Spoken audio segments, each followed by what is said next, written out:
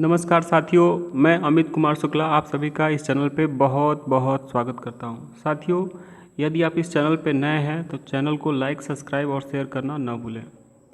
साथियों, आज के इस सेशन में हम भारतीय शिक्षा व्यवस्था और उसकी भारतीय शिक्षा व्यवस्था में बढ़ती हुई जटिलताओं के ऊपर परिचर्चा करेंगे। साथियों, अगर आप चाहते हैं कि वरिष्ठ शिक्षाविदों का समूह एक दूसरे पर चीखे चिल्लाए तो इसके लिए उनके सामने एक सवाल रख देना काफ़ी है।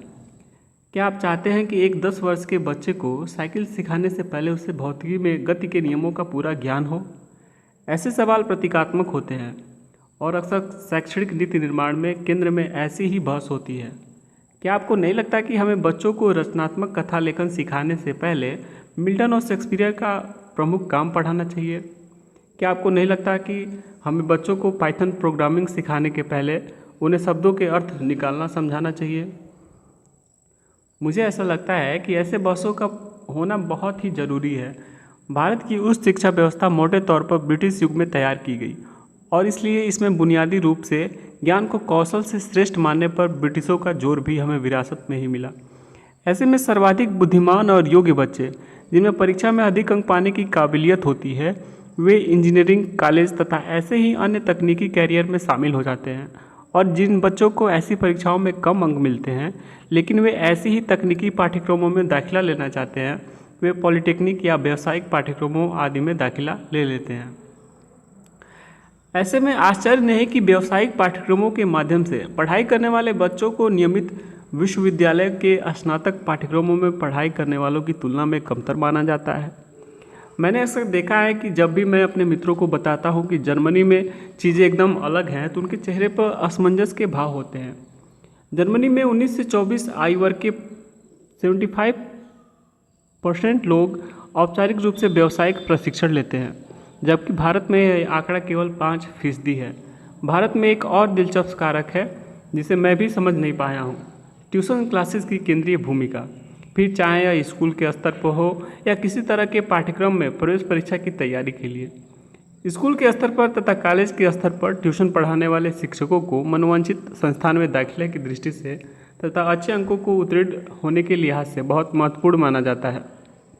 ऐसी निजी ट्यूशन कक्षाएं लगभग हर जगह होती हैं और शहरी और ग्रामीण स्कूलों तथा सरकारी सहायता प्राप्त तथा निजी स्कूलों में बहुत मामूली अंतर है। यहाँ तक कि प्राथमिक कक्षाओं में पढ़ने वाले बच्चे भी ट्यूशन लेते हैं। दक्षिण भारत के राज्यों में इसका प्रतिशत कम है, जबकि पूर्वी राज्यों में 2/3 या उससे अधिक स्कूली बच्चे ट्यूशन पढ़ते हैं। अधिकांश मामलों में ये बच्चे रोज़ ट्यूशन पढ़ते हैं और शोधकर्ताओं ने यह पता लगाने के कई प्रयास किए कि आखिर ट्यूशन को लेकर के इतना आकर्षण क्यों है, तो पता चला कि आमतौर पर खराब शिक्षण को इसकी वजह माना जाता है। लेकिन इसकी सबसे आम वजह यह है कि चूंकि बाकी बच्चे ट्यूशन पढ़ रहे हैं इसलिए लोग अपने बच्चों को ट्यूशन पढ़ाना चाहते हैं। भारत में यह आम मान्यता है कि परीक्षाओं में अच्छे अंक पाने के लिए निजी ट्यूशन करना जरूरी है। तो क्या ट्यूशन में आपको कौशल या ज्ञान सिखाया जाता है? जहाँ तक मैं कह सकता हूँ, ट्यूशन आपको पूछे जाने वाले संभावित सवालों के बारे में अनुमान लगाने में मदद करते हैं और आपको उनके उचित जवाब देने का प्रशिक्षण देते हैं। वास्तविक प्रश्न है, क्या इससे ज्ञान हासिल होता है? ज़्यादा दिक्कतदेह बात यह है कि पिछले दशक में स्टार्टअप और वेंचर कैपिटल निवेश को लेकर बड़े उत्साह के बीच ऐसे निवेश का बड़ा हिस्सा तथाकथित एडटेक क्षेत्र में गया। इस क्षेत्र में जहां ज़्यादातर कंपनियां ऑनलाइन शिक्षा को सरल ढंग से पेश करने की बात करती हैं, वही मूल रूप से ये परीक्षाओं की तैयारी कराने पर केंद्रित हैं।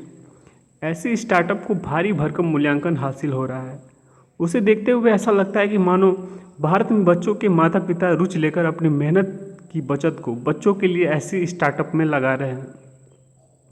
परंतु भारत में हम राजस्थान के कोटा जैसे संस्थानों पर नज़र भी नहीं डालते, जहां हर वक्त कम से कम 1 लाख बच्चों को आईआईटी की प्रवेश परीक्षा निकालने की तैयारी कराई जाती है।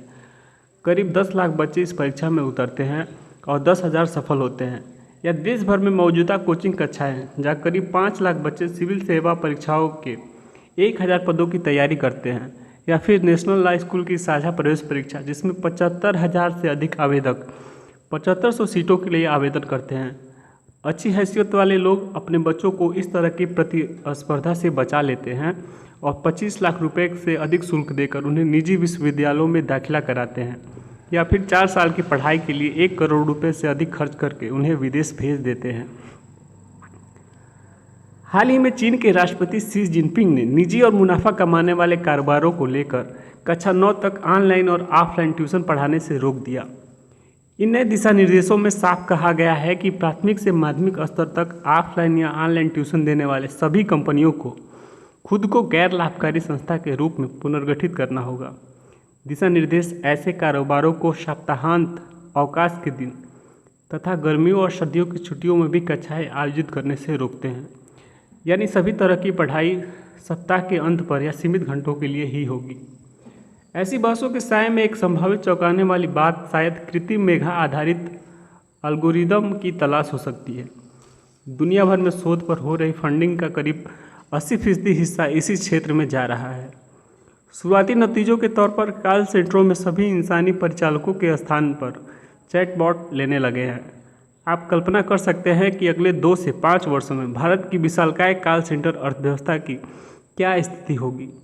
इसके अलावा इस दिशा में भी काम चल रहा है कि इस समय जो काम अधिवक्ताओं, न्यायाधीशों और चिकित्सकों द्वारा किया जा रहा है उसका 90% हिस्सा चैटबॉट को सौंपा जा सके। ध्यान रहे, भारत के मध्य वर्ग में बड़ा हिस्सा ये काम करता है। भविष्य में इन सबके एक साथ होने से कैसी तस्वीर बनेगी।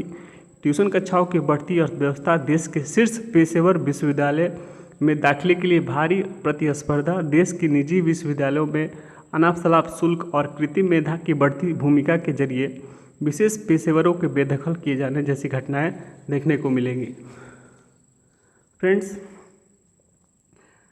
एजुकेशन सिस्टम पे हमारा यह वीडियो कैसा लगा, आप अपनी सुझाव प्रतिक्रिया कमेंट बॉक्स में अवश्य भेजें।